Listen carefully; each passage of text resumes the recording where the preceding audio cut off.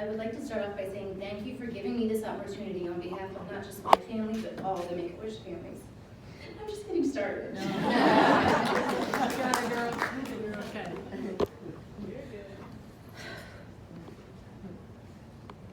I know for some families, their journey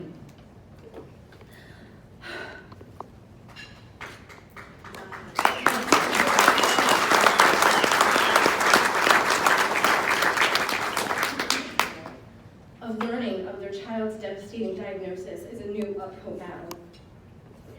And for some, it's been years in the hospital. Surgeries, visit after visit, complications that our children have to overcome time and time again. I've had 2 careers in my life. I am a nurse now, and I became a nurse because of my son. My first career, I was a professional dancer. I had the opportunity of being on the Philadelphia 76ers dance team. And while I was a dancer, I was a liaison for the 76ers. Among the many rewarding things I got to do to connect to my community was visiting children's hospitals. One day, right before Christmas, I was going room to room with Philadelphia's own Allen Iverson. You can imagine the enjoyment on the faces of the children on the oncology unit with their IV poles in their arms, clinging on for dear life. And when they saw AI walk into the room, nothing else mattered. Their pain would disappear in their faces, and they mustered up enough muscle and energy to bring the biggest smile to their faces. As I walked out of the hospital that day, I looked out this window and I stared up to the skies, and I prayed for those children, all the while thinking how sad that it is spending Christmas and a holiday in the hospital. The very next year, December 19th, my son was 6 weeks old and admitted to the hospital. I brought him in, and the doctors told me he's going into congestive heart failure. I was told by the doctors he was born with 2 big holes in his heart and without an aortic arch to his extremities. How can you live without an aortic arch to your lower extremities? Well, a miracle happened. He had an arterial ductus that never closed when he took his first breath of air and was buying him time.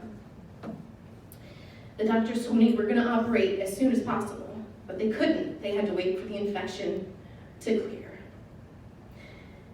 The infection went through his body, and we waited, and we waited, and he fought, and he fought. He was placed on life support, and he was in the hospital for 6 months. Christmas Eve of 2005 was the hardest. It was my son's first Christmas, and he was fighting for his life.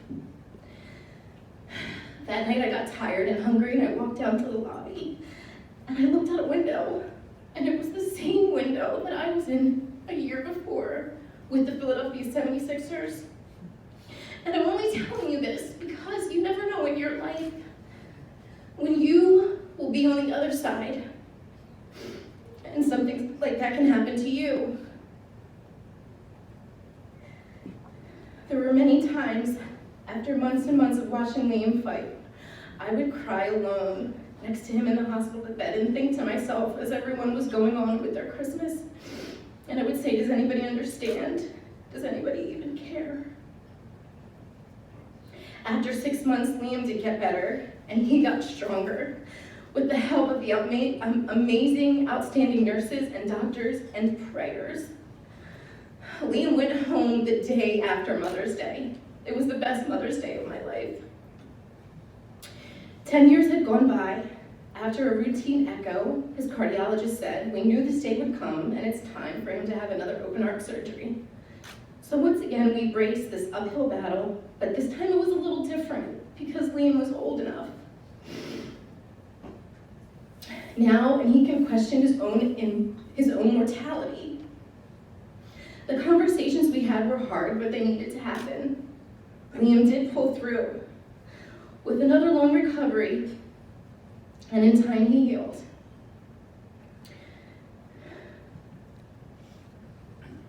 My answer to my question that I had asked almost a decade early, did come.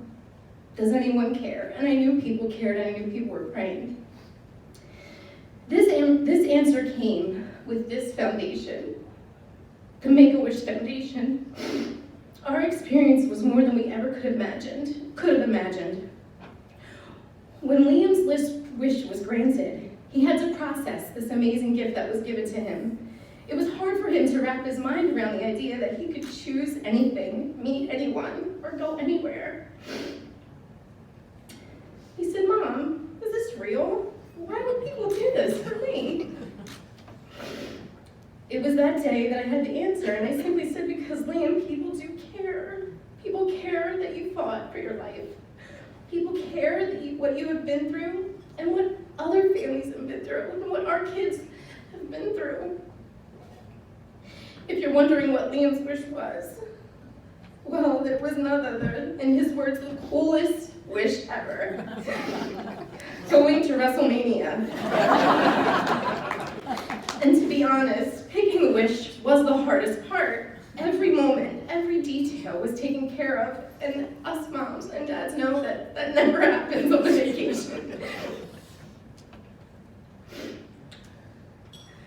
When we got to the lobby, it was full of other families. I hadn't even really thought about making connections with all the other Wish kids. They were all in their blue shirts with Make-A-Wish on the front of it. Everyone was energetic. You can tell some kids had lost their hair, but no one cared. Everyone was just there and happy. The children instantly bonded. They discussed with each other their favorite wrestler. We even saw some wrestlers and celebrities, and some of even Philadelphia's own Super Bowl champions were in the lobby staying in our hotel. No one would turn down a picture or even dare with one of our children in the Make-A-Wish t-shirt. The day before the big event, we had the honor of being inducted into the WWE's Circle of Champions by none other than John Cena himself. He made every child feel special, and he stated, "I may have physical strength, but you have inner strength. You are champions." They didn't see themselves as sick or recovered. They transformed that day into champions. What the Make-A-Wish Foundation does, it makes wishes possible. It makes wishes come true. And it gives a stress-free time for families to reconnect and grow through a wish that becomes a reality. A wish does more great work in the community than when the Make-A-Wish does such great work in the community that when a children is wearing the blue Make-A-Wish shirt, people stop. Wrestlers stop. Super Bowl champions stop. They stop and take a minute to show they care. Because that blue Make-A-Wish t-shirt to us is a symbol that our children are champions. And without the foundation of the Make-A-Wish to back us up, to let us know, us families, that people do care. Thank you for all your contributions and donations to the Make-A-Wish Foundation, my family, and I know I've talked to the other mothers across the country that I was giving this speech this day, and they want to say thank you as well. Thank you.